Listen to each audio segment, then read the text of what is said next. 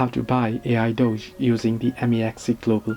Hello everybody, welcome back to my channel. This is me Pipan, and today I'll guide you on how you can buy MEXC using the AI Doge. Well, the process itself is pretty simple and pretty easy, so let me guide you through. First things first, you can go ahead and open up your MEXC application. So once you open it up here, you want to make sure that you have purchased USDT or you have USDT on your account. Once you have it, you can head over to the markets tab at the bottom of your screen. Once under markets, you can go ahead and you can search in for the AI Doge / USDT. So once you select AI Doge / USDT, you want to tap on it. Once you get it, then you can go ahead and you can see the buy option. You can tap on buy option right there.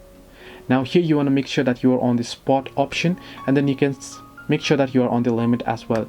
Now you can purchase it using the market option as well. Then go ahead and enter in the quantity and that you would like to spend total USDT. You can type it here as well. So suppose you want to spend 63, then you can see how much you'll receive there, and then tap on buy and go ahead and place the order. So this is how you can buy AI Doge using the MEXC Global. Hope this helped. Do like and subscribe, and do not forget to leave a comment down below if you have any further issues.